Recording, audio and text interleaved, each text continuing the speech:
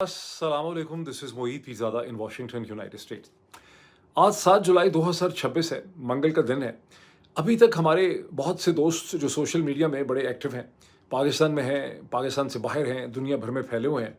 उन्होंने ये उम्मीद लगाई हुई है, ये कम अज़ कम उनके वीलॉग्स और पॉडकास्ट को सुन के ऐसा लगता है कि वो पब्लिक को ये उम्मीद दिला रहे हैं कि वो जो गैंग था, जिसने 2 ख़वातीन को यूरोप से, दुनिया से कहीं से पाकिस्तान इन्वेस्टमेंट के बहाने बुला के उनको उनका रेप किया कई दफ़ा, उनको ज़दो-कोब किया, उन पे तशद्दुद किया, उनकी मार-पीट की, उनको बहुत बुरी तरह से ट्रीट किया, उनको यरग़मल बना लिया। ये जो गैंग है, इसको कोई सज़ा मिल सकेगी। इसका जो मास्टरमाइंड था, जिसे वो ख़वातीन मिस्टर बॉस कह के मुख़ातब करती हैं अपने बयान हल्फ़ी में, ये बॉस जो है ये एक्सपोज़ हो सकेगा। हमारे जो सोशल मीडिया के दोस्त हैं, उन्हें यकीन नहीं है जब पंजाब पुलिस ये कहती है कि बॉस गिरफ़्तार हो चुका है। बॉस का नाम वहीद था। बॉस इतना डरा हुआ था, इतना डरपोक था, इतना बेअसर था कि उसने दूसरी तीसरी मंजिल से छलांग लगाई, उसमें उसकी टाँगें टूट गईं, उसकी फ्रैक्चर हो गए बहुत से। क्योंकि हमारी पब्लिक ये समझती है, हमारा मीडिया ये समझता है कि जो असल बॉस होता है वो कभी इतना डरा हुआ, इतना कमज़ोर नहीं होता कि पंजाब की इतनी कमज़ोर किस्म की पुलिस के खौफ से वो दूसरी मंजिल से छलांग लगाए और उसकी टाँगें जो हैं वो टूट जाएँ।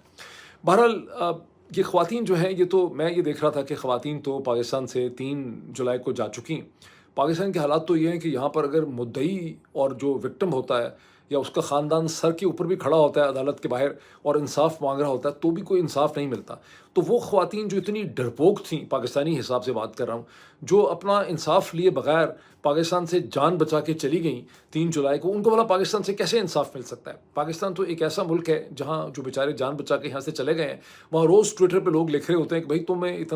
तुम्हें शौक़ है पाकिस्तान की खिदमत करने का या पाकिस्तान के लिए आवाज़ उठाने का, या तुम्हें इमरान खान से इतनी हमदर्दी है तो तुम आ जाओ पाकिस्तान, आके अदालतों को फेस करो, अडयाला जेल के बाहर आके खड़े हो जाओ। तो बहरहाल इस किस्म के मुल्क में जहाँ ईमान हाज़र मज़ारी की मैं देख रहा था कि सुप्रीम कोर्ट की मैंने एक हेडलाइन देखी है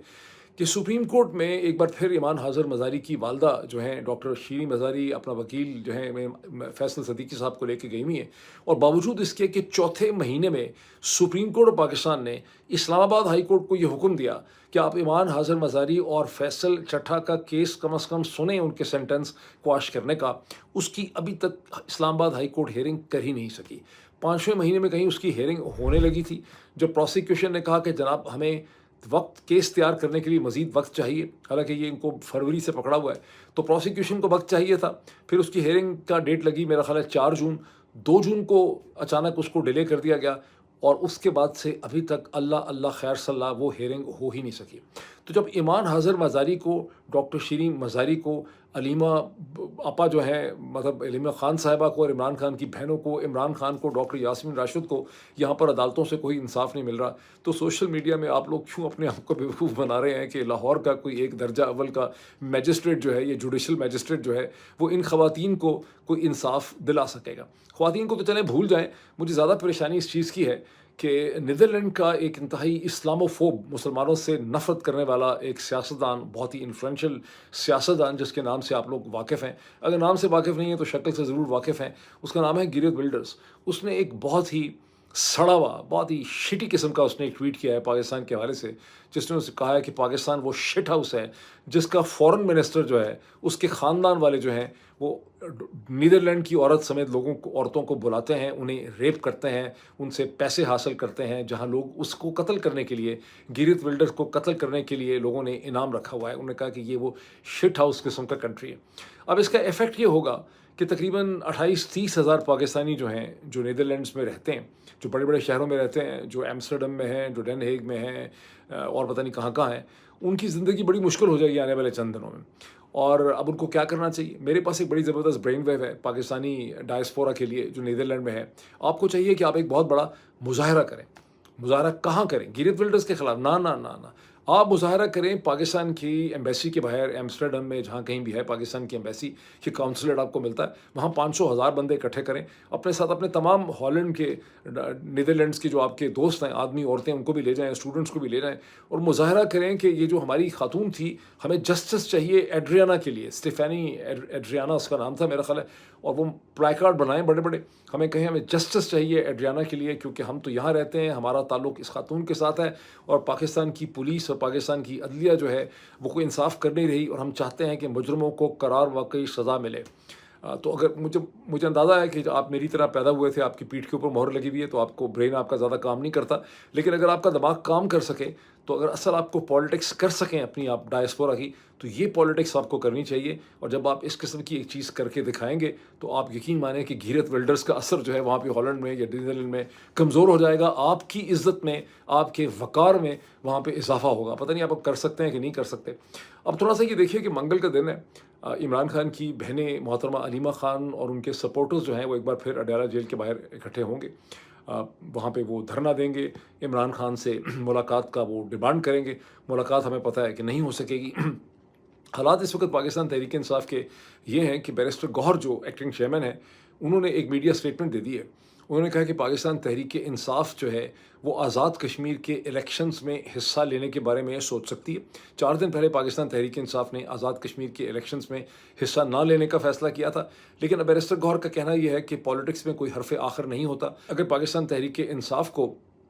ایک لیول پلینگ فیلڈ ملے، اسے اعتماد دیا جائے، یعنی ادر ورڈز ہمارے ہاتھ میں حکومت دے دیں آزاد کشمیر کی، ہماری مدد کریں پیپلز پارٹی اور پی ایم ایل این کے خلاف، تو ہم الیکشن میں حصہ لینے کے لیے تیار ہیں. اب یاد ہے کہ 4 دن پہلے عبدالقیوم نیازی صاحب نے، جو اس سے پہلے وہاں پہ آزاد کشمیر کے پاکستان تحریک انصاف کے لیڈر بھی ہیں، میرا خیال ہے پرائم منسٹر بھی وہاں پہ رہے ہیں تھوڑی دیر کے لیے، انہوں نے پوزیشن یہ لی تھی 4 دن پہلے کہ ہم اس لیے آزاد کشمیر کے انتخابات میں حصہ نہیں لیں گے، پی ٹی آئی اس کا بائیکاٹ کرے گی، بیکاز آزاد کشمیر میں جس قسم کی صورتحال ہے، جس طرح سے جوائنٹ عوامی ایکشن کمیٹی کے اوپر کریک ڈاؤن کیا گیا ہے، جو کرائسس وہاں پہ ہے، اس میں اگر ہم حصہ لیں گے تو آزاد کشمیر کے لوگوں کے ساتھ، وہاں کی سیاست کے ساتھ، وہاں کے مفادات کے ساتھ یہ انصاف نہیں ہوگا. اب بیرسٹر گوہر کی اسٹیٹمنٹ سے ایسا لگتا ہے کہ وہ کوئی اگر اصول تھا بھی پاکستان تحریک انصاف کا 4 دن پہلے، آپ کو یاد ہوگا کہ میں نے اسے بہت زیادہ ویلکم کیا تھا، اب اس اصول کو بیرسٹر گوہر نے پسے پش ڈال کے ایک نیا فیصلہ کیا. لیکن کیا بیرسٹر گوہر نے یہ فیصلہ کیا؟ کیا بیرسٹر گوہر نے اپنی زندگی میں کوئی بھی فیصلہ خود سے کیا ہے؟ کوئی ان کو جاننے والے مجھے کہہ رہے تھے کہ بیرسٹر گوہر ایک معصوم اور شریف آدمی ہے، اور شریف آدمی کی حیثیت سے انہوں نے اپنی زندگی میں کوئی بھی فیصلہ خود نہیں کیا. ان کے والدین نے ان کی شادی کروا دی، بیرسٹر اعتزاز احسن نے زبردستی ان کو اپنے چیمبر کا حصہ بنا لیا، عمران خان نے زبردستی ان کو بیرسٹر کو جو ہے وہ ایکٹنگ چیئرمین بنا دیا پاکستان تحریک انصاف کا. کوئی بھی فیصلہ انہوں نے ذاتی طور پہ کسی ڈیسائزو مائنڈ سے نہیں کیا. تو اب یہ جو انہوں نے اعلان کیا ہے، یہ بھی ظاہر ہے کہ کسی کرنل صاحب نے یا سیکٹر کمانڈر اسلام آباد جو ہیں، انہوں نے ان کو کہا ہوگا کہ سر آپ یہ پوزیشن جو ہے وہ لے لیں. انہوں نے یہ پوزیشن لے لی ہے. مطلب اس کا یہ ہے کہ اب اسٹیبلشمنٹ یہ چاہتی ہے کہ پاکستان تحریک انصاف پاکستان کی اسٹیبلشمنٹ کی بی ٹیم بن کے آزاد کشمیر کی جو پالیٹکس میں وہ جو کچھ بھی کرنا چاہتے ہیں اس میں ان کی مدد کریں. لیکن کرنا کیا چاہتے ہیں، یہ ایک بہت بڑا یعنی میسٹری ہے، بہت معمہ ہے. اس کی وجہ یہ ہے کہ ابھی آپ دیکھیں کہ انہیں گزشتہ 24 گھنٹوں میں ہندوستان کی جو انویسٹیگیٹو ایجنسی ہے، نیشنل انویسٹیگیٹو ایجنسی NIA، اس نے پہلگام کا جو دہشت گردی کا واقعہ تھا اس میں حافظ سعید جو ہیں لشکر طیبہ کے یا جماعت الدعوہ کے، انہوں نے چارج شیٹ کر دیا. یہ انٹرسٹنگ کیوں ہے؟ یہ انٹرسٹنگ اس لیے ہے کہ دسمبر میں NIA نے، نیشنل انویسٹیگیشن ایجنسی نے اپنی ایک چارج شیٹ اور جو بھی FIR وغیرہ جو ہے انہوں نے فائل کی تھی، جس میں 6-7 لوگوں کے نام تھے. اس میں لشکر طیبہ کا نام ضرور لیا گیا تھا. اس میں یہ بتایا گیا تھا کہ 3 لوگ جو ہیں وہ حادثاتی طور پہ پولیس کے ساتھ یا BSF کے ساتھ حملے میں مارے گئے ہیں، جو اس میں ملوث تھے پہلگام کی دہشت گردی کے اندر. اور باقی 6 لوگوں کے خلاف میرا خیال ہے اس وقت ایک رپورٹ یا ایک چالان جو ہے وہ کاٹا گیا تھا. اس وقت اس میں حافظ سعید کا کوئی نام نہیں تھا. اس کے 6 مہینے اور چند دنوں کے بعد اب اس میں حافظ سعید کا نام اگر ڈالا گیا ہے تو اس کی کوئی وجہ ہوگی. اب میں نے ہندوستان کے اخبار بڑے غور سے دیکھے ہیں، پاکستان کے اخباروں میں بھی یہ مینشن ہے، یہ آپ کو ایکسپریس ٹریبیون میں یا ڈان میں بھی یہ خبر مل جائے گی، لیکن میں نے اس کو ہندو میں پڑھا ہے اور اخباروں میں پڑھا ہے. یہ کوئی انہوں نے ایکسپلین نہیں کیا کہ ان کے پاس ایسی ایویڈنس 6 مہینے میں ایسی کون سی آئی ہے جس سے انہیں پتہ چلا ہے کہ حافظ سعید اس کے ماسٹر مائنڈ تھے، اس کے لیے رسپانسبل تھے. اب یاد رہے کہ حافظ سعید جو ہیں، ان کو فیٹف کا جو ایشو تھا فائنینشیل ایکشن ٹاسک فورس میں، جب پاکستان کو اس کی گرے لسٹ میں دوبارہ ڈالا گیا 2017-18 میں، اس کے بعد پاکستان نے اس سے نکلنے کے لیے جو کارروائی کی اس میں حافظ سعید کو گرفتار کیا گیا، ان کے اوپر کیسز بنائے گئے، اور 2020 سے کم از کم officially and formally Hafiz Saeed صاحب جو ہیں وہ کہیں پاکستان میں کسی جیل میں بند ہے. NIA کی یہ جو سو کالڈ FIR یا رپورٹ ہے یا جو انہوں نے چارج شیٹ کیا ہے، इससे कम से कम एक चीज़ पता चलती है कि नेशनल इन्वेस्टिगेशन एजेंसी जो हिंदुस्तान की है, उनका ये ख्याल है कि हाफिज़ सईद इफ़ेक्टिव तौर पर जेल में है ही नहीं, क्योंकि अगर वो इफ़ेक्टिव तौर पर प्रिजन में हैं, वाकई कैदी हैं, तो फिर वहाँ से बैठ के पहलगाम का वाक़या तो वो प्लान नहीं कर सकते। लेकिन कोई ऐसी चीज़ कुक हो रही है, हिंदुस्तानियों के जहन में कोई ऐसी चीज़ है जिसकी सियासी अहमियत है, जो अभी खुल के उजागर नहीं हुई। मुझे ऐसा लगता है कि आने वाले दिनों और हफ्तों में हमें समझ आएगा कि आज़ाद कश्मीर में क्या हो रहा है, हिंदुस्तान के अंदर क्या प्लानिंग की जा रही है, उनकी क्या थिंकिंग है, इनकी क्या थिंकिंग है। ये और चंद हफ्तों में हमें इसका बेहतर तौर पे जो है वो पता चल सकेगा, क्योंकि इसके साथ एक और भी डेवलपमेंट हुई है गुज़िश्ता 24 घंटों में, वो हुई है पाकिस्तानी साइड से, जहां आज़ाद कश्मीर में एक प्रेस कॉन्फ्रेंस की गई है, बुनियादी तौर पर सेक्टर कमांडर साहब ने करवाई है। कहने में वहाँ पर आज़ाद कश्मीर के मेरे ख्याल सेक्रेटरी इन्फॉर्मेशन और उनके साथ एक पुलिस के स्पोक्समैन बैठे हुए थे, और उसमें ये लगाया गया है, इल्ज़ाम लगाया गया है कि ये जो जॉइंट अवामी एक्शन कमेटी थी JAAC, इसके बारे में इनकॉन्ट्रोवर्टिबल नाकाबिल तरदीद किस्म के शवाहिद अब आ चुके हैं। किसके पास? आज़ाद कश्मीर की हुकूमत के पास। आज़ाद कश्मीर की हुकूमत के पास तो कभी कुछ भी नहीं आया होगा, लेकिन बहरहाल उन्होंने कहा कि हमारे पास ऐसे शवाहिद आ चुके हैं जिससे पता चलता है कि ये जॉइंट अवामी एक्शन कमेटी हिंदुस्तान के एसेट्स हैं, ये उनके आलाकार हैं। इन्होंने एक सोचे समझे मंसूबे के ज़रिए आज़ाद कश्मीर की मईशत को तबाह किया है। इनकी इस सो कॉल्ड जो प्रोटेस्ट है, जो होनी नहीं चाहिए थी, इसमें 15 अरब रुपए के जो इमलाक हैं या एसेट्स हैं आज़ाद कश्मीर के, वो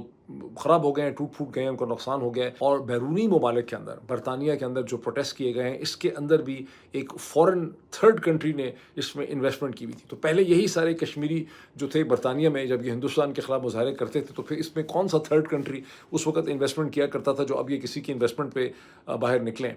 मुझे ऐसा लगता है कि कुछ हो रहा है कश्मीर के हवाले से। हिंदुस्तान कुछ सोच रहा है, पाकिस्तान कुछ सोच रहा है, जॉइंट अवामी एक्शन कमेटी को किसी ने इस्तेमाल कर लिया है इस पूरी कशमकश के अंदर, और इसके ऊपर से जो पर्दा उठेगा अगले चंद दिनों में या चंद हफ्तों में उठेगा, इस पे बड़ी गहरी नज़र रखने की ज़रूरत है, बड़े गौर से इसे देखने की ज़रूरत है। फिर हमें समझ आएगी कि ये सब कुछ क्या हो रहा है, बिकॉज जिस तरह से ये चीज़ें हुई हैं गुज़िश्ता चंद हफ्तों में, ये कुछ हज़म नहीं होती हैं। ये 2+2 इसका 4 निकलता नहीं है, ये समझ नहीं आती कि क्या हो रहा है, कुछ ना कुछ हो रहा है। अब यहाँ से निकल के हम थोड़ा सा ईरान को देख लें, पाकिस्तान के पड़ोसी मुल्क में। ईरान, मैंने पिछले व्लॉग में आपको कहा था, मेरा अपना वो एनालिसिस था कि जिस तरह से इमाम खमेनी शहीद की आखिरी रसूमात को अरेंज किया गया है कि उनके रिमेन्स जो हैं वो ईरान के मुख्तलिफ़ शहरों में ले जाए जाएंगे, वहाँ से इराक़ में ले जाए जाएंगे, करबला में ले जाए जाएंगे, नजफ़ में ले जाए जाएंगे, वापस आएंगे मस्जिद में, उनके साथ उनकी फ़ैमिली के रिमेन्स जाएंगे, उनको अभी तक दफन नहीं किया गया, उसको 4 जुलाई के साथ टाइम किया गया है। यहाँ पर बुनियादी तौर पर एक पावर प्ले किया जा रहा है, एक स्ट्रेटिजिक मैसेज जो है वो दिया जा रहा है। वो तो खैर मेरा अपना ज़ाती एनालिसिस था, लेकिन अब दुनिया की बड़ी खबर रसां एजेंसी रॉयटर्स में हू बहू यही एनालिसिस छपा है। मुझे तो शक हुआ कि शायद मेरा ही व्लॉग देख के उन्होंने एनालिसिस कर दिया, लेकिन बैरूत से छपा है, वहाँ पॉसिबिलिटी नहीं है कि मेरा एनालिसिस उन्होंने सुना हो। और वो एनालिसिस ये है कि ये जो रसूमात हैं, इन्हें ईरान ने इस्तेमाल किया है पूरी दुनिया को ये मैसेज देने के लिए कि हमें शिकस्त नहीं हुई, हम खड़े रहे, और हम जब खड़े रहे तो हम इस जंग के सियासी एतबार से हम इसके फ़ाते हैं, हम ये जंग जीत चुके हैं, और हम इसमें पहले से ज़्यादा मजबूत होके, ताकतवर बन के हम इसमें से उभरे हैं, और स्ट्रेट ऑफ हुर्मुज़ के ऊपर हमारा पॉलिटिकल कंट्रोल रहेगा। जो हमें ये समझ आई है कि सबसे जो इम्पोर्टेंट चीज़ है इस खत्ते में, वो स्ट्रेट ऑफ हुर्मुज़ के ऊपर हमारा पॉलिटिकल कंट्रोल है। इवन पैसा, रेवेन्यू मैटर नहीं करता इस स्टेज पे, न्यूक्लियर इशू मैटर नहीं करता, एक ही इशू मैटर करता है, वो स्ट्रेट ऑफ हुर्मुज़ है। और उसमें जो है इवन बाकर कलिबाफ, जो उनकी असम्बली के मजलिस के स्पीकर हैं, जिनसे आप वाकिफ़ हैं अच्छी तरह उनकी शख्सियत से, उनकी भी एक स्टेटमेंट जो है वो रॉयटर्स में बड़े अल्फाज में, बड़े वर्ड्स में उसको कोट किया गया है, जब वो कहते हैं कि this is a divine gift. Strait of Hormuz पे जो कंट्रोल है, ये खुदा की तरफ से खुदा ने ईरान को एक तोहफ़ा जो है वो दिया है, ये हमारा मेन वेपन है। अब इसके जवाब में डोनाल्ड ट्रंप से इसी किस्म की सूरत हाल जो ईरान से जो उम्मीद की किरण या ईरान से जिस किस्म की कम्युनिकेशन इमर्ज कर रही है, उसके जवाब में डोनाल्ड ट्रंप ने मीडिया पे ये कहा है कि मुझे अगर बहुत जल्दी ईरान से अपनी मर्ज़ी की डील ना मिली मुझे, जो मुझसे प्रॉमिस की गई है, तो फिर मुझे वापस आना होगा अपने जॉब को फिनिश करने के लिए। उन्होंने कहा कि मैं 1 घंटे में ईरान के सारे जो पुल हैं, ब्रिजेस हैं, उन्हें डिस्ट्रॉय कर सकता हूँ। ईरान के पास कोई पैसा नहीं है, हमने उनको कोई पैसा दिया नहीं है, हम उनको फिक्स कर देंगे, उन्हें चाहिए कि हमें फौरी तौर पे डील दें। और ये वो चीज़ है जिसके जवाब में ईरानी लीडरशिप ने बड़ी सख्त पोजीशन ली है, और उनके फॉरेन मिनिस्टर जो हैं अब्बास अरागची, उनका कहना है कि वो धौंस में आके, ये थ्रेट्स में किसी किस्म की नेगोशिएशन या टॉक्स मज़ीद नहीं करेंगे। ज़हन में रहिए कि मज़ीद एक बातचीत चल रही है कि पाकिस्तान और कतर जो हैं वो 13 तारीख को दोबारा टॉक्स करवा रहे हैं। कुछ पता नहीं पाकिस्तान में होंगी, कतर में होंगी, कहाँ होंगी, लेकिन अब्बास अरगची का कहना है कि धौंस में और धमकी में हम टॉक्स नहीं करेंगे। उन्होंने रेफ़र किया है article 13 of the memorandum of understanding, जिसके 14 क्लॉजेज़ ये आर्टिकल्स थे, और 13 ये कहता है कि आप थ्रेट से, धमकी से, वायलेंस जो है दोबारा इनिशिएट नहीं कर सकते। उन्होंने कहा कि हम इस पे बात नहीं करेंगे। अब इसके साथ एक बड़ी अजीब चीज़ ये हुई है कि एक बार फिर गुज़िश्ता चंद घंटों में स्ट्रेट ऑफ हॉर्मज़ में कतर के एक ऑयल टैंकर के ऊपर जो ओमान की साइड से निकलने की कोशिश कर रहा था और उसको यूएस नेवी अपेरेंटली निकालने की कोशिश कर रही थी, according to the Iranian media, उस पर एक अनआइडेंटिफाइड प्रोजेक्टाइल ने हमला कर दिया। जब भी एक अनआइडेंटिफाइड प्रोजेक्टाइल किसी ऑयल टैंकर या जहाज़ को जाके लगता है तो इसका मतलब ही होता है कि ये ईरान ने ये हमला किया है ड्रोन स्ट्राइक के ज़रिए। और ये हमले बड़े लो कैलिबर के हमले किए जाते हैं, जानबूझ के, इसमें ज़्यादा नुकसान नहीं होता। इसका मकसद जहाज़ों को ये बावर करवाना होता है कि हमारी मर्ज़ी के बगैर इस पैसेज से अमेरिकन नेवी के ऊपर ना आप सहारा करें, बिकॉज हम आपको टारगेट कर सकते हैं। अच्छा, इसकी मज़े की बात यह है कि एक तरफ से ख़बर यह है कि पाकिस्तान और कतर जो हैं वो नेगोशिएशन करवा रहे हैं। 13 या 14 तारीख को दोबारा कतर जो है उसमें इन्वॉल्व होगा, कतर का बड़ा रोल है। दूसरी तरफ से कतर के ऑयल टैंकर जो है उसी पे ईरान का हमला जो है अगर हो गया है कि चीज़ें कुछ ठीक तरह से समझ नहीं आ रही कि यहाँ पे होना क्या है।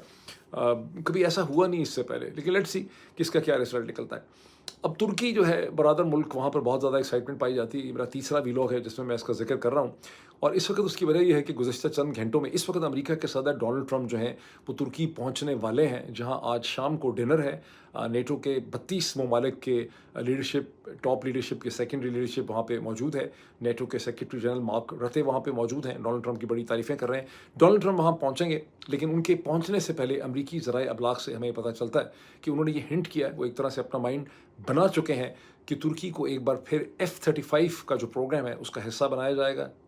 अमेरिका का सबसे advance fighter plane, stealth fighter जो है वो तुर्की को मिल सकेगा। याद रहे कि 7 साल पहले पहली प्रेसिडेंसी में डोनाल्ड ट्रंप ने ही तुर्की को F-35 के प्रोग्राम से निकाल दिया था, जब तुर्की ने S-400 मिसाइल सिस्टम जो है वो रशिया से एक्वायर करने का फ़ैसला किया, और बावजूद अमेरिकन प्रेशर के उन्होंने कहा कि हम रशिया से ये मिसाइल सिस्टम लेंगे। लेकिन अब ट्रंप ने, जैसे कहते हैं, थूकी भी को चाटा है, और वो अब उनको F-35 प्रोग्राम में ले रहे हैं और भी बहुत सारा इक्विपमेंट वो उनको दे रहे हैं। तो इस वक्त तुर्क जो हैं वो ट्रंप की और अमेरिका की मोहब्बत में बहुत बुरी तरह से गिरफ्तार हो चुके हैं। टर्किश फॉरेन मिनिस्टर जो हैं वो जगह जगह दुनिया के ज़राए अबलाग को नेटो की तारीफ़ में, अमेरिका की तारीफ़ में इंटरव्यूज़ दे रहे हैं, तारीफ़ में। और उन्होंने न्यूयॉर्क टाइम्स को भी एक इंटरव्यू दिया चंद दिन पहले, जो अब छपा है। और ज़हन में रहे कि हैकान फद्दान जो हैं इससे पहले टर्किश इंटेलिजेंस को हेड कर चुके हैं,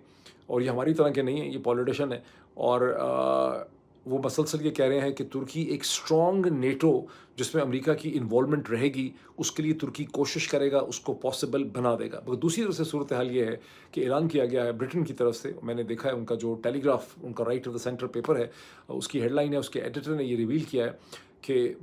आज ही के दिन में ब्रिटेन, फ्रांस और हॉलैंड जो हैं, या नीदरलैंड जो हैं, वो एक एडवांस मिसाइल सिस्टम की इन्वेस्टमेंट प्लान का आगाज़ करेंगे, जिसका उसको इनिशिएट करेंगे, उसके इनिशिएटिव का ऐलान किया जाएगा, जिसका बुनियादी मकसद ये है कि यूरोपियन डिफेंस में अमेरिका के ऊपर जो डिपेंडेंस है उसे कम किया जाए, और रूस के ख़िलाफ़, जो इस वक्त यूरोपियंस का मेन प्रॉब्लम है, जो उनकी थ्रेट परसेप्शन है, रूस के ख़िलाफ़ उनकी डिफेंसिव कैपेबिलिटी में इजाफ़ा किया जाए। रूस को वेस्टर्न यूरोपियन अपने लिए जर्मन, फ्रेंच और अंग्रेज़ कितना बड़ा ख़तरा समझते हैं, उसका अंदाज़ा आपको असर हाज़िर की करंट अफेयर्स की अखबारों की हेडलाइन से या यूक्रेन की जंग के तनाज़र से नहीं हो सकता। अगर आप वहाँ से इसको समझने की कोशिश कर रहे हैं तो आप यकीनन गलती कर रहे हैं। आप जाएं गूगल में और गुज़िश्ता 300 बरस का एक ओवरव्यू मांगें उनसे कि 300, 350, 400 बरस में रूस के और वेस्ट यूरोप का आपस में क्या रिलेशनशिप रहा है, तो आपको पता चलेगा कि यूरोप की डेफिनेशन ही रूस के खौफ से बनाई गई है। रूस को बाहर निकालने के लिए वेस्ट की टर्म इन्वेंट की गई है। इस पर बहुत किताबें लिखी गई हैं ताकि रूस को बाहर निकाला जाए। वो कहते हैं रूस जंगली है, सैवेज है, खौफनाक है, बहुत बड़ा है साइज़ में, और रशिया को कंटेन करना जो है वो यूरोपियंस का बहुत बड़ा प्रॉब्लम। मार्क रटे जो सेक्रेटरी जनरल है नेटो के, जो इससे पहले मेरा ख्याल है नीदरलैंड के प्राइम मिनिस्टर रह चुके हैं, if I am not wrong, वो मसलसल उन्होंने बात सीख ली है कि अगर आपने डोनाल्ड ट्रंप से कोई काम करवाना है, उनको लेकर चलना है, तो आप उनकी बेतहाशा तारीफ़ करें, इतनी तारीफ़ करें कि आप घटिया लगें। तो मसलसल वो वहाँ पे आके मंडे सारा दिन उन्होंने इसी चीज़ में गुजारा है, मीडिया को बताते हुए कि डोनाल्ड ट्रंप के कहने पे अब हम सही रास्ते पे आ गए हैं, और अब तमाम यूरोपियन ममालिक जो हैं, कनाडा समेत, کینیڈا آف کورس یورپ میں نہیں ہے. ہم 5% آف دا GDP جو ہے وہ ڈیفینس پہ ہم خرچ کریں گے. یہ ہم نے یوکرین کی جنگ کے نتیجے میں بھی کیا ہے, لیکن ہم نے اس لیے کیا ہے کہ ڈونلڈ ٹرمپ نے ہمیں سمجھایا ہے, ہمیں باور کروایا ہے, انہوں نے ہمیں فورس کیا ہے, اور اب ہم راہ راست پہ آ چکے ہیں. اب ہم یہاں سے نکلتے ہیں, واپس آ جاتے ہیں پاکستانی کمیونٹی پہ, امریکہ میں اپنا کی طرف. اپنا میں جو بحث شروع ہوئی بہت سے ایشوز پہ, وہ پورے امریکہ میں پھیل گئی. اس کی وجہ یہ ہے کہ یہ 3 ساڑھے 3 4 ہزار جو لوگ آئے ہوئے تھے, جس میں میجورٹی تو 90% سے زیادہ یا 95% فزیشینس ہی تھے, لیکن اس میں اور بھی لوگ تھے, اس میں IT کے لوگ تھے, اس میں انٹرپرنرز تھے, اس میں بزنس کے لوگ تھے. وہ وہاں سے جب نکلے ہیں اورلینڈو فلوریڈا سے, تو وہ واپس پہنچے ہیں, سیاٹل پہنچے ہیں, ویسٹ کوسٹ پہنچے ہیں, LA پہنچے ہیں, نیو یارک پہنچے, مین پہنچے, جارجیا پہنچے, ڈیلس پہنچے, ٹیکسس پہنچے. تو وہ اپنے ساتھ اپنی ساری ڈبیٹ بھی جو سوال وہاں سے اٹھے تھے ان کو لے کے چلے گئے ہیں, اور اب سوشل میڈیا پہ واٹس ایپ کے گروپس کے اندر وہ ڈبیٹ ہو رہی ہے. اس کے 2 پہلو بڑے انٹرسٹنگ ہیں. ایک کا تعلق پاکستان کے پرومیننٹ ٹیلی ویژن اینکر پرسن محمد مالک صاحب کے ساتھ ہے, جو سوشل فورم میں جن کو انوائٹ کیا گیا. باقی سب لوگ سمجھتے ہیں کہ ان کو بھیجا گیا, پاکستان کی اسٹیبلشمنٹ نے ان کو بھیجا ڈاکٹر معید یوسف کے ساتھ. انہوں نے اس سوشل فورم میں, جس میں موجود نہیں تھا, نہ میں نے اس کی ویڈیو دیکھی ہے, اس میں کہیں محمد مالک صاحب نے لوگوں کو یہ سمجھانے کی کوشش کی, اور لوگوں کو شک ہے کہ یہ میسج ان کو ISPR نے دے کر بھیجا تھا, جس میں یہ کہا کہ پاکستان میں ملٹری انٹرونشن بار بار ہوتی اس لیے نہیں ہے کہ ملٹری بری ہے یا وہ ایمبیشس ہیں یا وہ کرنا چاہتے ہیں انٹرفیئر. وہ تو بلکہ ان کو ملک کے اور ریاست کے اور قوم کے وسیع تر مفاد میں اس لیے انٹروین کرنا پڑ جاتا ہے کہ ہم جو سویلین ہیں, ہم اتنے نکمے ہیں, ہماری سویلین جو بیوروکریسی ہے, جو جوڈیشری ہے, جو پولیٹیکل پارٹیز ہیں, ہماری کوئی کیپیسٹی نہیں ہے, ہم میں کوئی اسکل سیٹ نہیں ہے, ہم گورن نہیں کر سکتے, ہم ڈیلیور نہیں کر سکتے. اس لیے بیچارے فوجیوں کو آ کے پاکستان کو بچانے کے لیے بار بار ان کو انٹرفین کرنا پڑتا ہے یا انٹرفیئر ان کو کرنا پڑتا ہے.